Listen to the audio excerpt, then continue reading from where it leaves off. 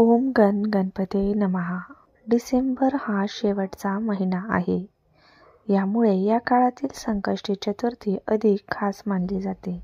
प्रत्येक महिन्यातील कृष्ण पक्षातील चतुर्थी तिथी ही संकष्टी चतुर्थी म्हणून ओळखली जाते. या दिवशी श्री गणेशाची विधिवत पूजा करून उपवास केला जातो. संकष्टी चतुर्थीला श्री गणेशाची आराधना केल्याने व्यवसायासोबतच करिअरमध्ये प्रगती होते. जर तुमच्या आयुष्यात अनेक समस्या येत असतील, आर्थिक अडचण येत असेल तर संकष्टी चतुर्थीच्या दिवशी पूजा केल्यास चांगले फळ मिळेल. संकष्टी चतुर्थी बुधवारी 18 डिसेंबर रोजी आहे. आर्थिक समस्येसाठी आपण एक उपाय पाहणार आहे. कोणती वस्तू गणपतीला अर्पण करायची हे पाहणार आहोत, तर व्हिडिओ कोठेही स्किप करू नका. माहिती आवडल्यास लाईक, सबस्क्राईब करा. हिंदू मान्यतेनुसार संकष्टी चतुर्थीचा उपवास चंद्रोदयानंतर सोडला जातो. संकष्टी चतुर्थीला चंद्रदर्शन झाल्यानंतर बाप्पाची पूजा केली जाते. गणपती बाप्पाचे पूजन नामस्मरण करत असले तरी अनेकदा अनेक गोष्टींमध्ये अडचणी, अडथळे, समस्या येत असतात. प्रयत्न करूनही यश आणि प्रगती साध्य करता येत नाही. मेहनत केली तरी आर्थिक परिस्थिती सुधारत नाही, परंतु त्याचे यथायोग्य फळ मिळतेच असे नाही. अशा वेळी काही उपाय केले तर त्याचा निश्चितच आपल्याला अनुभव येतो. तर हा उपाय म्हणजे गणपती बाप्पाला तुम्हाला एक त्यांच्या आवडती वस्तू अर्पण करायची आहे.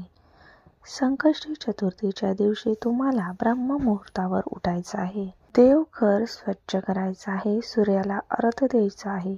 गणेश मूर्ती किंवा फोटो काही असेल ते घ्यायचं आहे.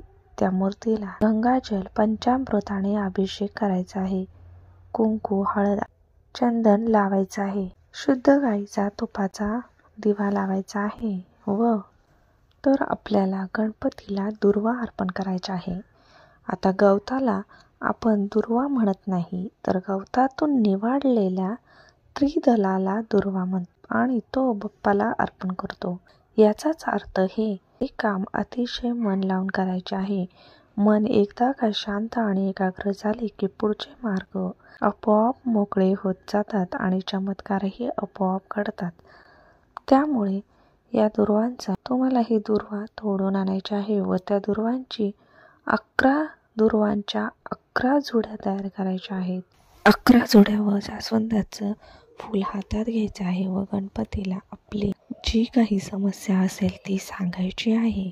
गणपती बाप्पाला अर्पण करायचे आहे व तिथे बसून 108 वेळा गणपती मंत्र बोलायचा आहे. ओम गण गणपते नमः या मंत्राचा जप करायचा आहे. तसेच एकदा अथर्व शिष्य बोलायचे आहे. गणपतीला त्यांचा आवडता प्रसाद मोदकाचा नैवेद्य दाखवायचा आहे. पहा, या दिवशी गणपतीची पूजा केल्याने गणपती बाप्पा सर्व प्रकारच्या संकटातून तुम्हाला मुक्त करतील. गणेशाला संकट तारणारा म्हणतात. त्याची पूजा केल्याने जीवनातील सर्व अडथळे दूर होतात.